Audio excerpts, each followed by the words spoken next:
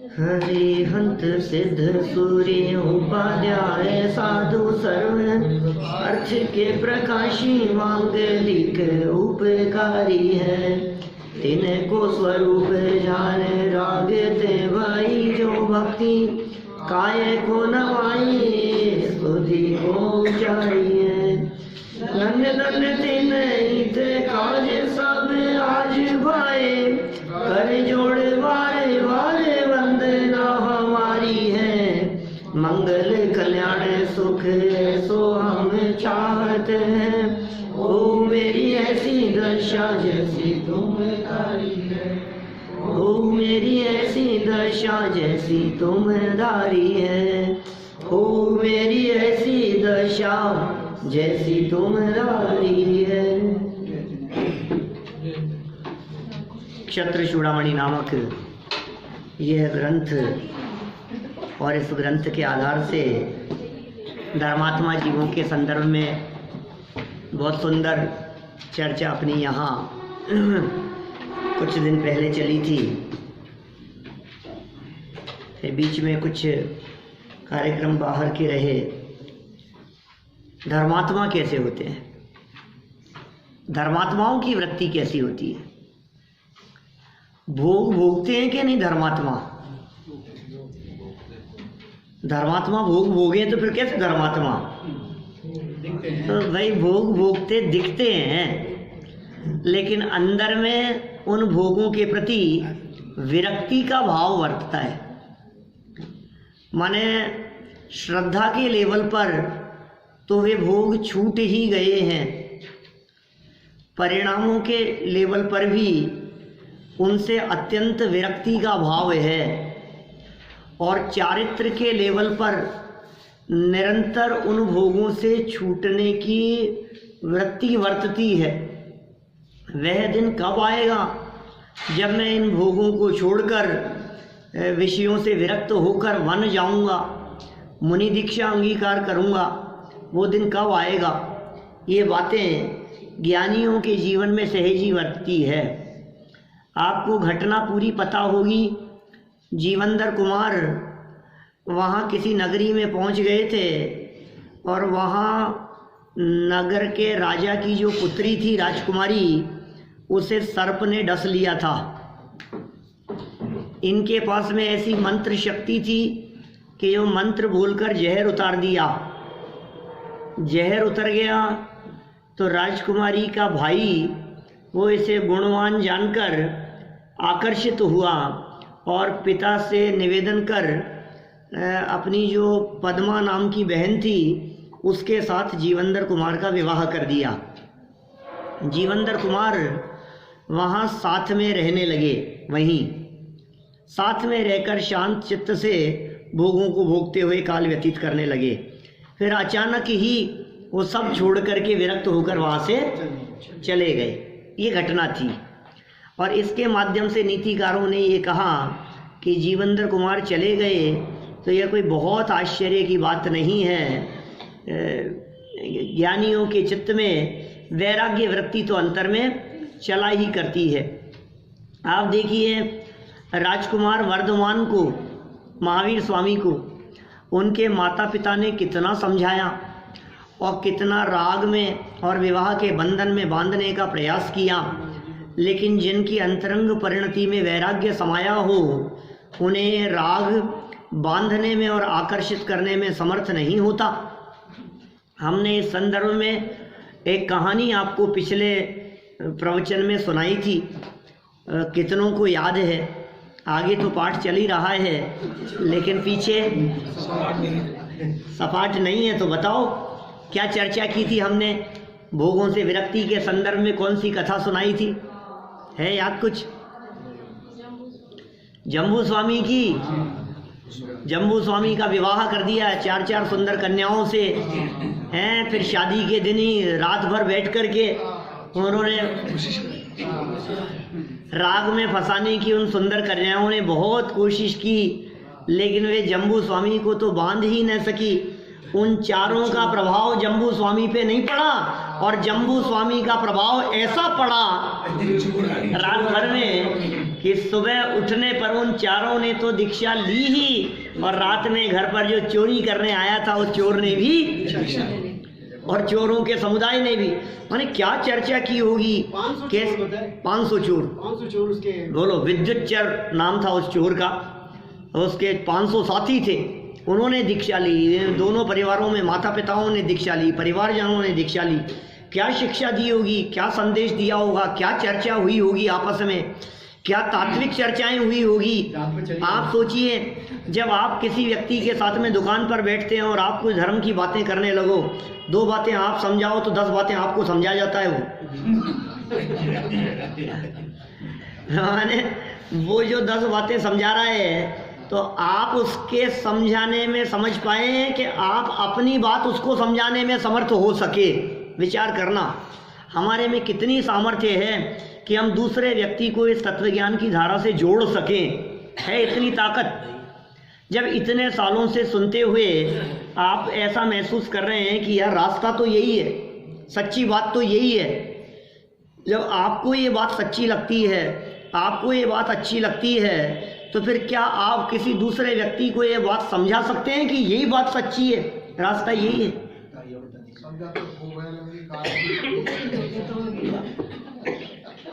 इसका मतलब हमारे पास वो तर्क नहीं है, हमारे पास वो युक्तियां नहीं है, या हमारे पास में वो प्रभावशाली तरीका नहीं है कहने का, समझाने का, जिसके माध्यम से हम लोगों को आकर्षित कर सकें।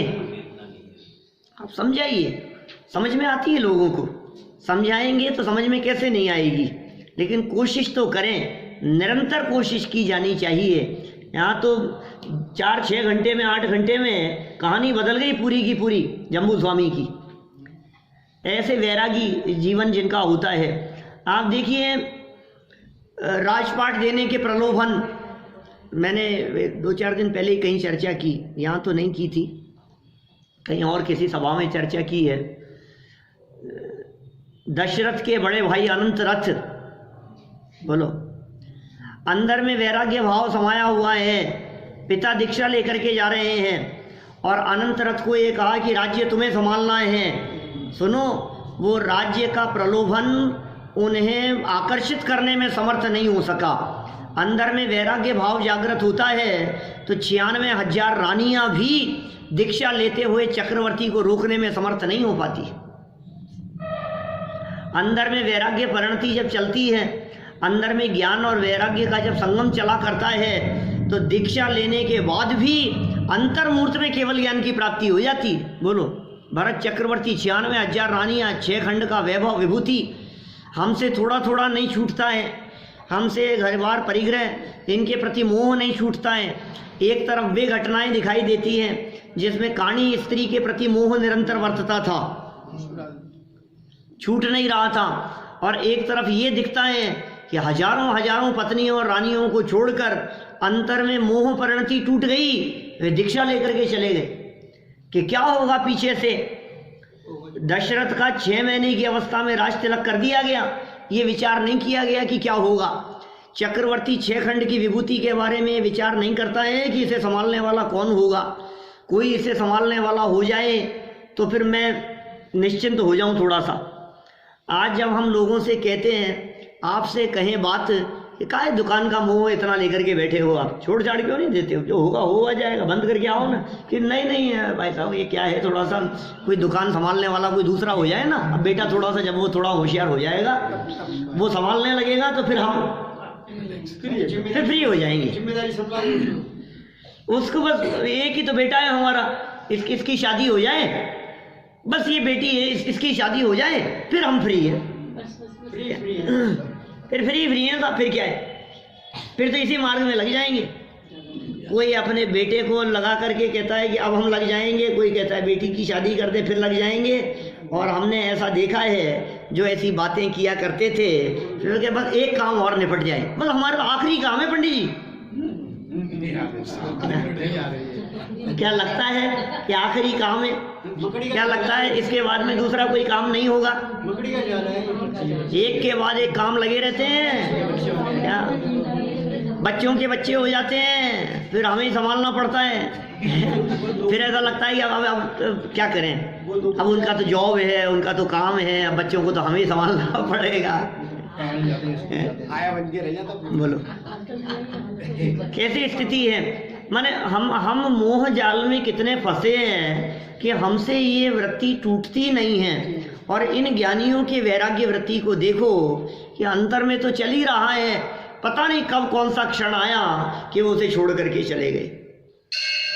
आपको ऐसा लगता है अचानक क्या हो गया, अचानक क्या, अरे अचानक नहीं हो गया भाई साहब, अचानक नहीं होता है। ये धारा अंदर में चल रही है, अचानक नहीं दिखाई देता है। किसी व्यक्ति ने आत्महत्या कर ली तो आपको क्या लगता है अचानक हो गया? अचानक नहीं, हजारों बार उसके अंतर्द्वंद चला था मन में आत्महत्या करने के पहले। आज नहीं, महीनों से चल रहा था। जगत जनों को तो ये दिखाई देता है अचानक क्या हो गया, अचानक क्या हो गया, एकदम ही एकदम नहीं है सब, ये चल रहा है बहुत समय से द्वंद। और फिर वो जब अंतर की बात नहीं समाई तो फिर वो परिणति में दिखाई देती है। कोई भाग गया घर छोड़ करके, क्या तो क्यों भाग गया भैया? अचानक ही पता नहीं क्या हो गया। अरे अचानक नहीं हुआ है, बहुत बार ऐसे प्रसंग बने थे कि मैं छोड़ के चला जाऊं, वो अंदर की बात आपके सामने नहीं आई थी। किसी का तलाक हो गया मान लो, तो आपको क्या लगता है 2 घंटे के लिए झगड़ ली और तलाक हो गया? 2 घंटे के लिए झगड़ने में तलाक नहीं होता है। वो सालों से चल रही थी तलाक की तैयारी। क्या बात कर रहे हो साहब, ऐसी कोई तैयारी करता है क्या? ये करता नहीं है, लेकिन धीरे धीरे करके वन बाय वन वो स्टेप बाय स्टेप वो जो विरोध की जो स्वर है ना, वो जुड़ते गए। फिर क्या हुआ? अब एक साथ दिख रहा है आपको। क्या समझ में आ रही है बात? किसी भी चीज में लगा लो आप कि साहब अचानक आपने दुकान बंद कर दी कि नहीं, सोच बहुत समय से रहे थे, क्या अचानक ये बिजनेस शुरू कर दिया? अचानक नहीं किया बिजनेस शुरू आपने, आप बहुत समय से सोच रहे थे क्या करूं, फिर तब जाकर के आपने निर्णय लिया है उस कार्य को करने का। ऐसे ही किसी व्यक्ति ने दीक्षा ली तो अचानक नहीं हुआ है। दीक्षा लेते ही भरत चक्रवर्ती ने ऐसा क्या किया, भरत मुनिराज ने, कि अंतर्मूर्त में उन्हें केवल ज्ञान हो गया। आपको वो अंतर्मूर्त दिखाई दे रहा है, लेकिन हमें उस अंतर्मूर्त के पीछे उनकी चल रही वर्षों की तैयारी दिखाई दे रही है। ये सब वर्षों की तैयारी क्या कि सुनो, पढ़ो भरतेश वैभव, वो बतलाते हैं भरत जी के बारे में।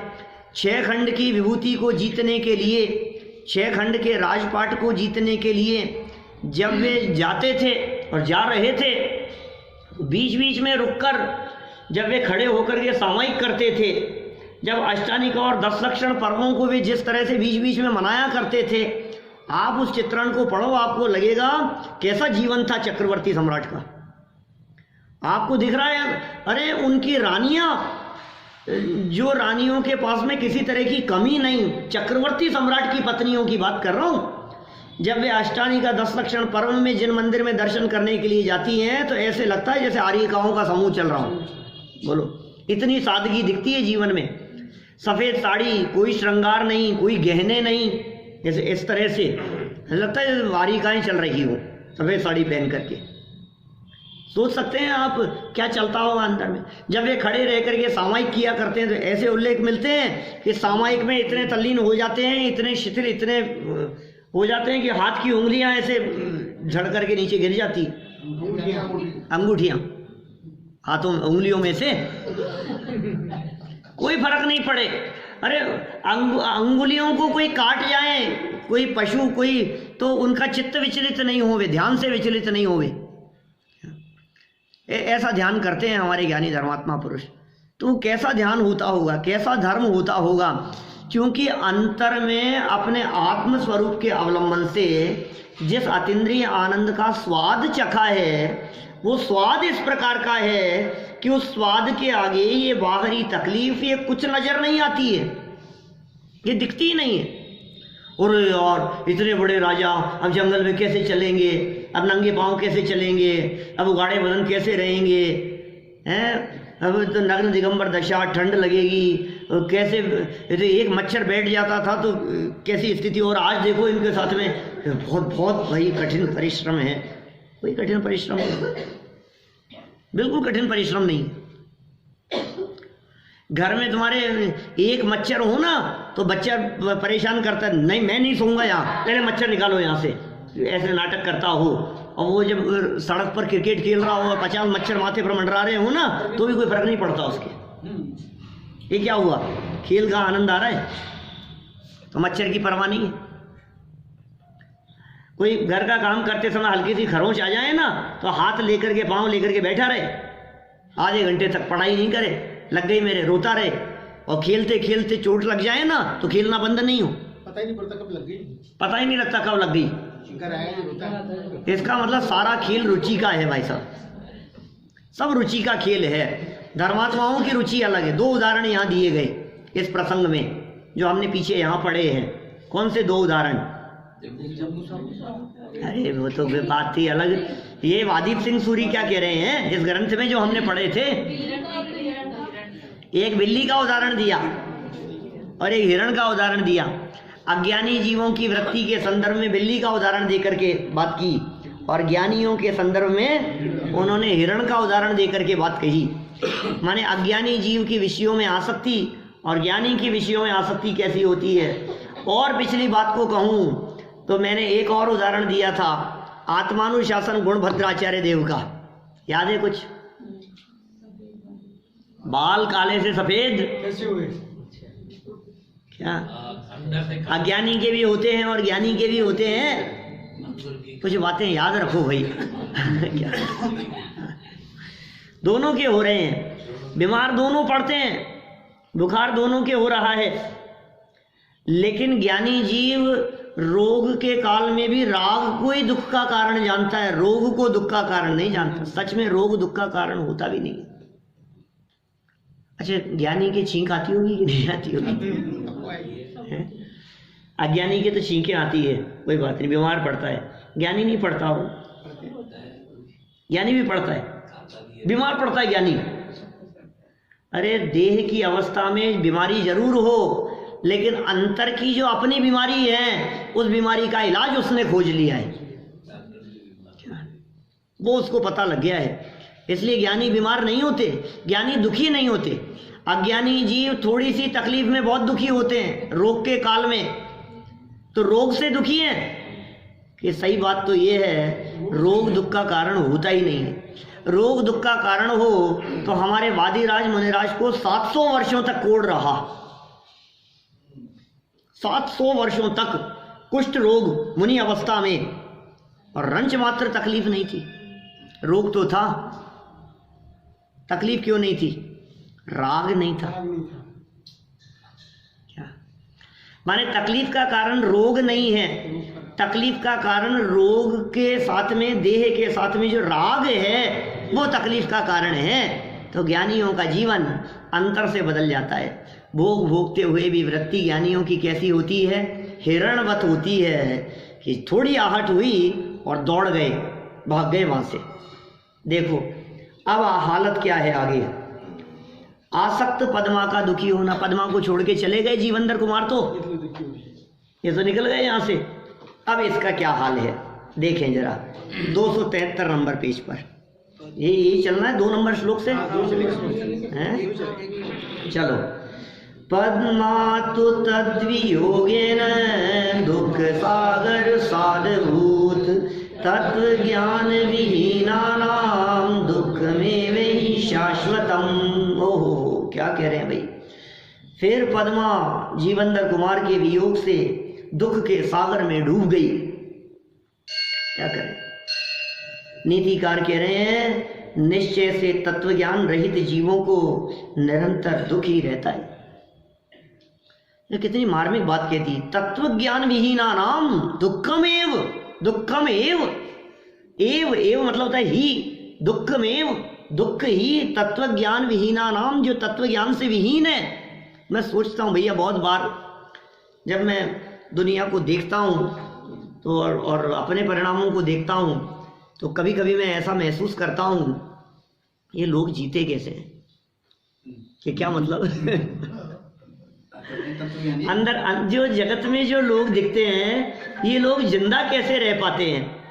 इतनी कषाएं, इतनी आकुलता, इतनी टेंशन, पैसे की, धन की, परिवार की, समाज की, मान सम्मान, प्रतिष्ठा को लेकर कितनी कितनी टेंशन दिमाग में, दिलो दिमाग में चलती है, और कितने डिप्रेशन में रहते हैं। ये पैसा उसने ले लिया, ये चुका नहीं रहा है, उसने छीन लिया, ये चोरी हो गया, उसने बेईमानी कर ली, उसने उसको ऐसा क्यों कह दिया, और उस बात को ले लेकर के दिमाग में दुखी हो रहे हैं, तकलीफ पा रहे हैं। अब ये कैसे जी रहे हैं यार ये लोग ऐसी कषायों के काल में? कि क्यों तुम कैसे जी रहे हो? हम तो ऐसे जी रहे हैं कि तत्व ज्ञान है क्या, तो समझ जाते हैं। थोड़ा सा कषाय का, राग द्वेष का भाव आता है, थोड़ी सी विकृति आती है, तो तुरंत अपने आप को संभाल लेते हैं, और ये जिनवाणी माँ हमारे को शांत कर देती है, परिणामों में शांति होती है। लेकिन जहाँ कषायों का अंबार माथे पे लगा हुआ हो, ये जिंदा कैसे रहते हैं ये जगत के? बिना तत्व ज्ञान के, बिना समझ के ये कैसे जिए? बोलो, बिना समझ के जीना आसान नहीं है क्या? कैसे जिए बताओ? कोई बात नहीं, चलेगी।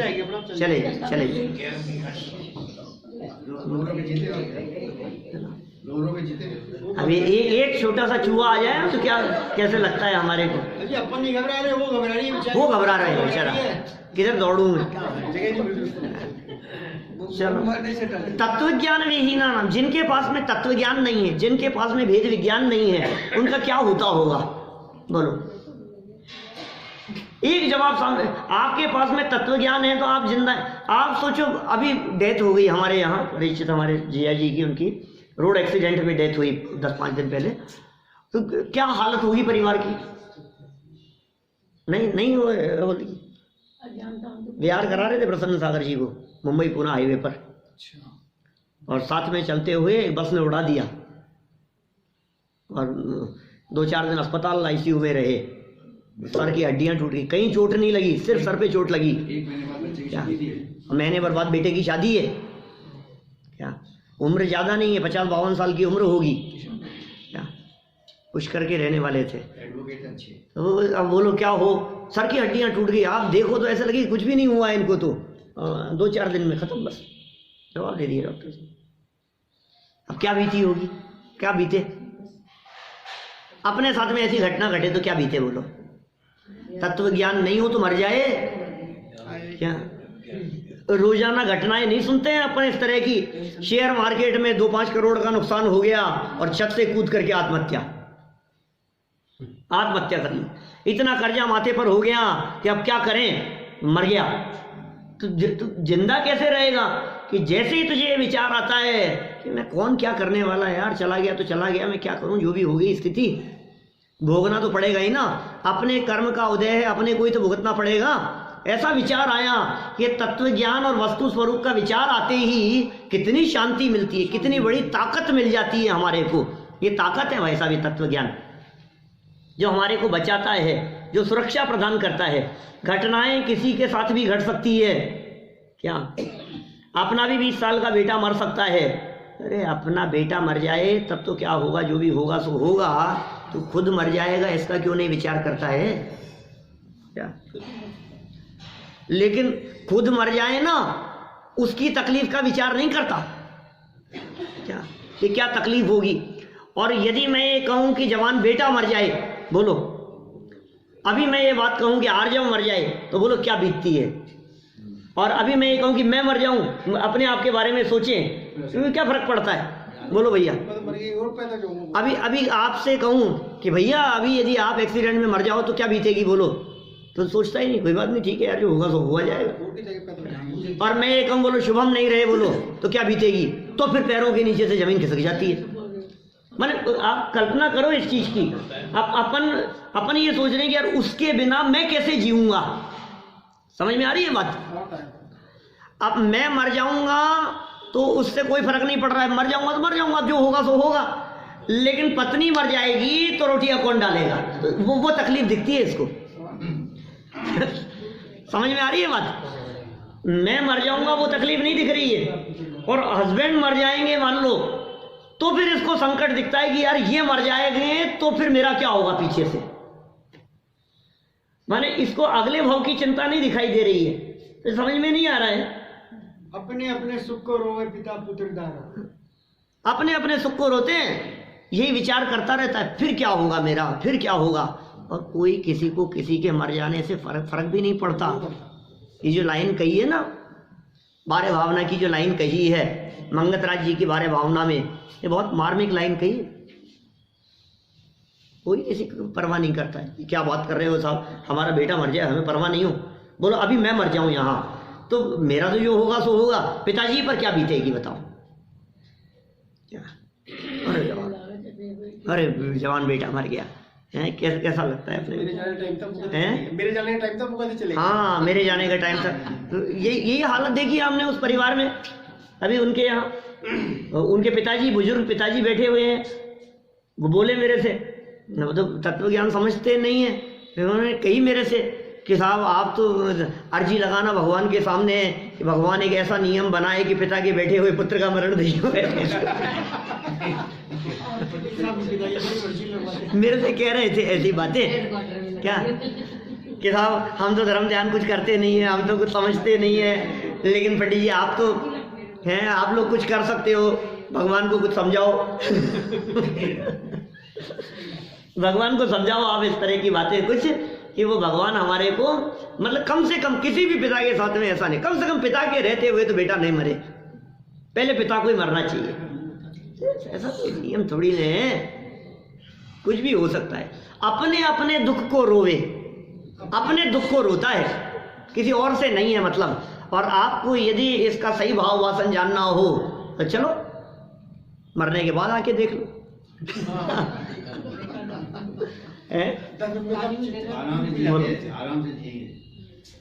आराम से जी। आप कल्पना करो क्या साहब याद है आपको? कब की याद है? मेरी भावना की समय सुनाई थी, बहुत सालों पुरानी बात हो गई। बोलो साहब दीपेश जी, कल्पना करो ऐसी कि अभी यहाँ बैठे बैठे अपना मरण हो गया। सब अपने अपने बारे में सोचो साहब। सोच सकते हैं? सोचने में तो क्यों नहीं सोच सकते? सोचने में क्या लगता है? सोच लिया। अब दूसरी कल्पना करो इसके आगे कि स्वाध्याय में बैठे, अभी मरण हो गया मान लो, तो कहाँ जाएंगे? देवगति में चले गए। अब देव बन गए मान लो, तो देवगति में गर्भ में तो जाते नहीं है, उपवास जन्म होता है, सीधे बड़े होते हैं।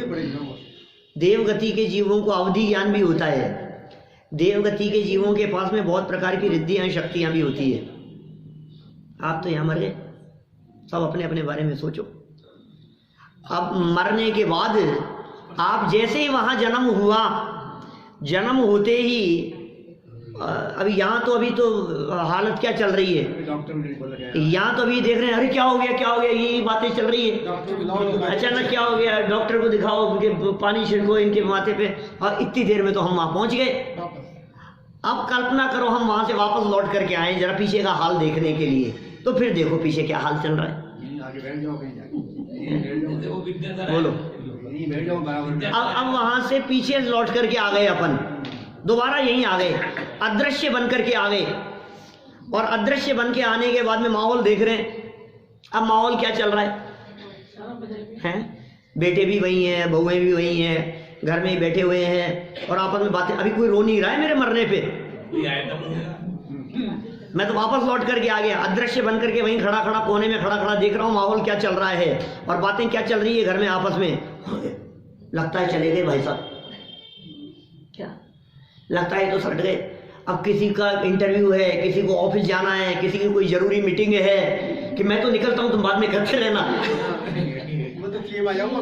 बोलो कि कैसी बातें चलती है। आप प्रैक्टिकल सोचो जरा, आपस में चर्चाएं चल रही है। कोई कह रहा है यहाँ से तो उतार लो, कोई कहता है इनकी चेन तो खोल लो गले में से, कोई कहता है बिस्तर से उतार लो, कोई कहता है नहीं नहीं एक काम करो फिर अभी लोग आ जाएंगे पहले तुम खाना तो खा लो। बोलो सच्ची बात नहीं है क्या? अभी सबको किस किस को क्या क्या चल रहा है। अभी किसी का कुछ रोने धोने का काम नहीं है, कुछ नहीं है। फिर धीरे धीरे क्या हुआ, हमने देखे कि लोग इकट्ठे होने लगे, सब चल रहे हैं। अब थोड़ा सा रोने धोने का काम चालू हो गया। क्यों भाई, मर तो आधे घंटे पहले ही गए थे, अब क्यों रो रहा है? अब दिखाने के लिए रुका। धीरे धीरे बांध दिया गया, सारे लोग इकट्ठे हो गए, शव यात्रा चल रही है। शव यात्रा में हमने सोचा चलो हम भी अपनी शव यात्रा में शामिल हो जाए। और पूरी शव यात्रा में हमारे जीवन भर का कच्चा चिट्ठा साथ में चलने वाले, वो एक बगल में हमारा जो पक्का दोस्त, जो ये हमारे लिए कहता था कि तेरे लिए तो जान भी हाजिर है, वो क्या कहता है, यार 3 दिन पहले ही तो अभी इसको 15 लाख दिए थे, अभी तक तो कुछ लिखा पढ़ी भी नहीं है। सब अपनी अपनी बातों को ले लेकर के बैठे हैं, कोई क्या कह रहा है, कोई क्या कह रहा है। हमारे बारे में निंदा और आलोचना करने वाले लोग, हमारी चर्चा करने वाले लोग, सारी बातें उल्टी सीधी करने वाले लोग सब दिखाई दे रहे हैं। खत्म हो गया, दाह संस्कार हो गया, लौट करके आ गए। रात को ही क्या है कि वो तो स्पेशल एपिसोड आने वाला है टीवी में। क्या वो घर में बच्चे कह रहे हैं कि हम तो चलाएंगे, बाबूजी कह रहे हैं कि नहीं नहीं बेटा अच्छा नहीं लगता है, कि चल कोई बात नहीं तू तो चुपचाप चला करके आवाज दीजिए रखना। और इतनी देर में मजे से देख रहे हैं, हंस रहे हैं, हंसी मजाक चल रही है, और सब लोग इकट्ठे होते हैं तो न मालूम कौन कौन सी प्लानिंग करने लगते हैं। घूमने फिरने की प्लानिंग कर रहे हैं, पार्टियों की प्लानिंग कर रहे हैं इधर उधर की, क्या कोई किसी को कोई परवाह नहीं है। और इतनी देर में नीचे से बैल बजी की सीढ़ियों से किसी के चढ़ने की आवाज आई, चुप रहे कोई आ गया, और फिर किसी का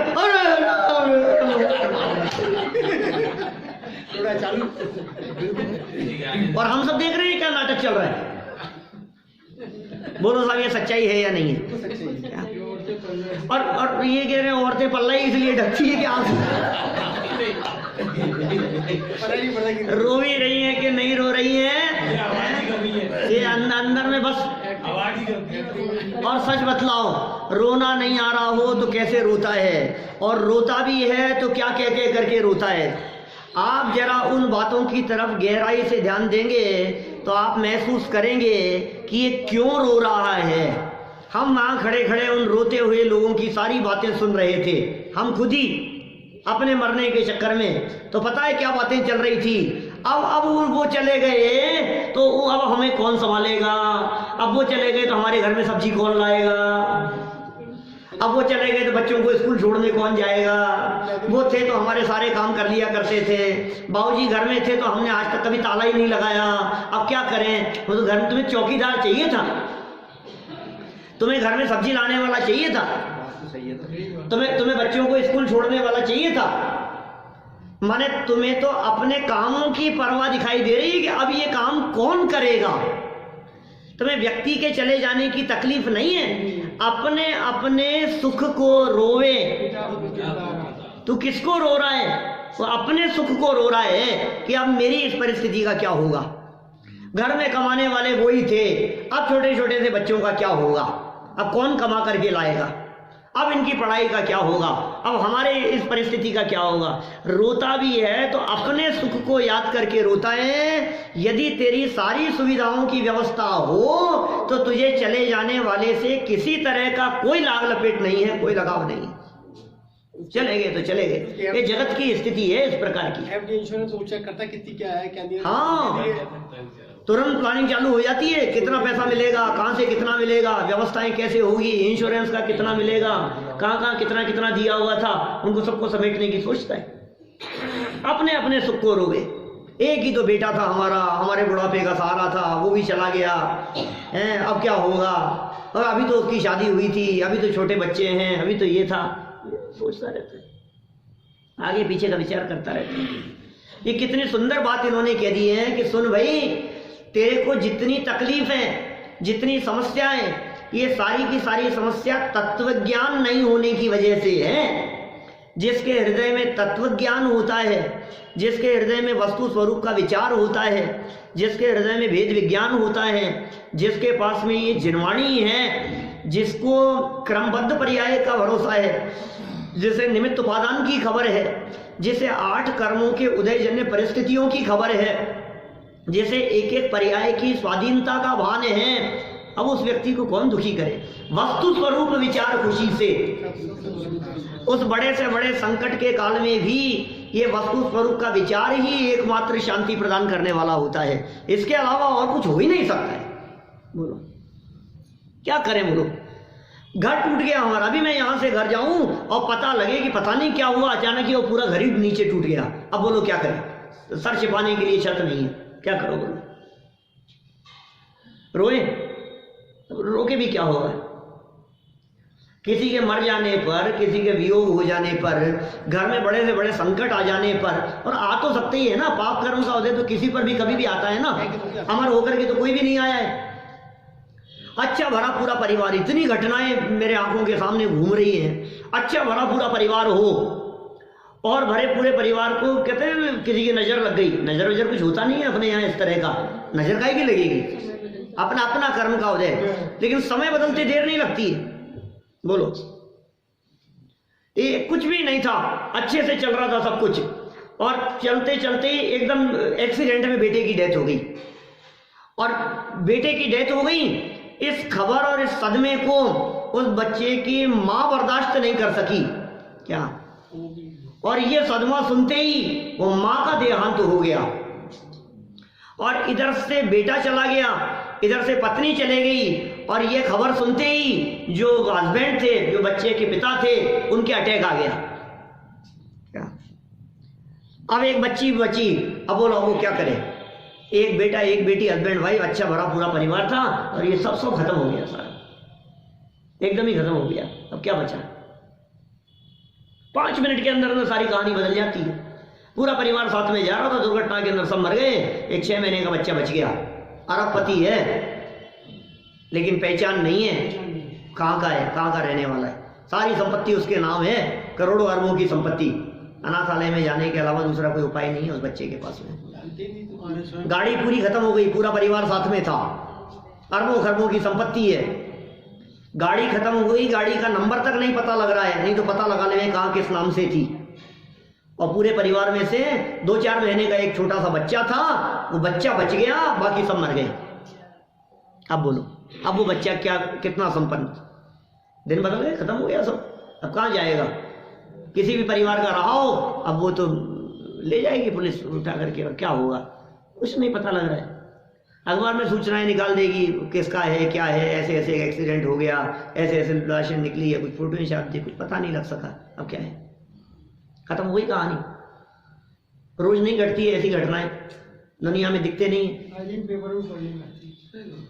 है ऐसी घटना हमारे। अच्छा पूरा परिवार खत्म हो जाए और हम अकेले बच जाएं, बोलो अब क्या हो? कल परसों हमारे विद्यार्थी ने एक घटना सुनाई, उसके माँ बाप बाढ़ में बह गए, एक छोटी बहन थी वो भी बह गई, और माँ बाप भी मर गए, वो अकेला बच गया। बोलो कैसे कैसे दुख आ जाते हैं। अब क्या करो? बोलो इस परिस्थिति में वो क्या करे? परिवार वालों ने रखा नहीं, रखने के लिए मना कर दिया क्या? कोई अजैन परिवार ने उसका पालन पोषण किया। ऐसे संकट आ जाते हैं, भरे पूरे परिवार की स्थिति हो जाती है। बाढ़ और भूकंप पर किसकी चलती है? कौन सोचता है? एकदम बम विस्फोट हो गया। आपकी जौहरी बाजार में भी तो हुए थे 2008 में, घर घर में हो जाता है, कुछ भी हो जाता है। हाँ देखिए खैर यहाँ क्या बात कही, निश्चय से तत्व ज्ञान रहित, क्या क्या बात कह दी है? निश्चय से, नीतिकार कह रहे हैं, वादीप सिंह सूरी कह रहे हैं, तत्व ज्ञान रहित जीवों को निरंतर दुख ही रहता है। मिथ्या दृष्टि दुखी, और सम्यक दृष्टि को कोई दुखी कर सकता नहीं।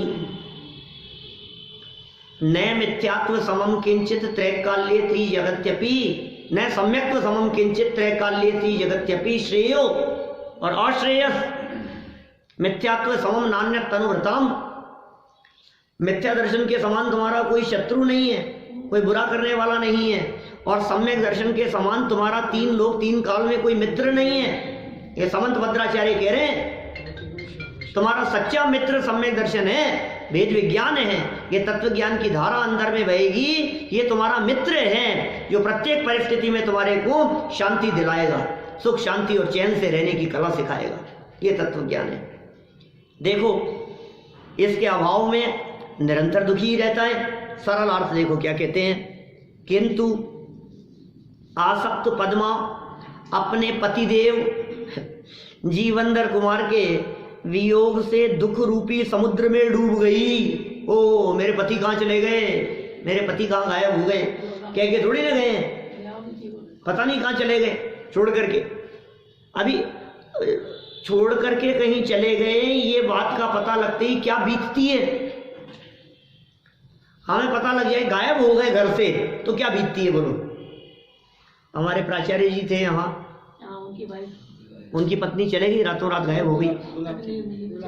प्राचार्य गुलाब चंद जी साहब थे, 80 साल की उम्र होगी उनकी, 75 के आसपास की उनकी पत्नी थी। क्या संस्कृत कॉलेज के प्राचार्य हुआ करते थे, शास्त्र सभा में यहाँ भी आते थे, स्वस्थ रहते थे तो आते ही थे यहाँ। अचानक एक दिन रात को उनकी पत्नी चले गई कहीं, डिप्रेशन में, 75 साल की उम्र में, चलती फिरती थी, वैसे कोई बीमारी नहीं थी कोई इस तरह की, तो डिप्रेशन थी जो भी थी।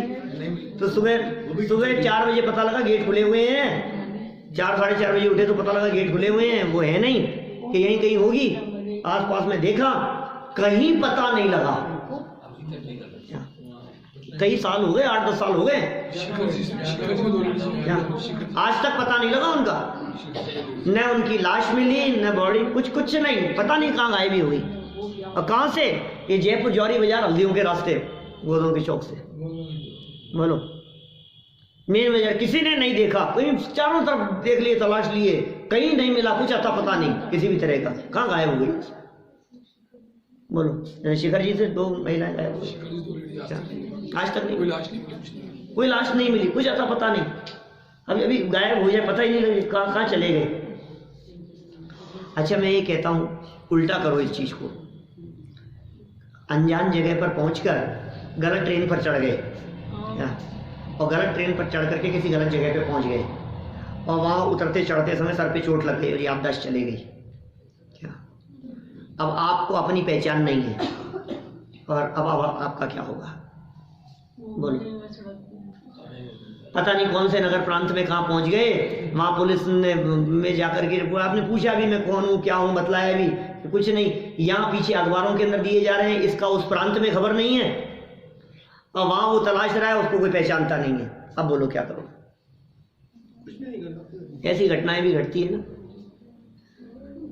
ये कह रहे हैं यहाँ पर देखो, पति देव चले गए, बेचारी दुख के सागर में डूब गई। कौन? पद्मावती, पद्मा।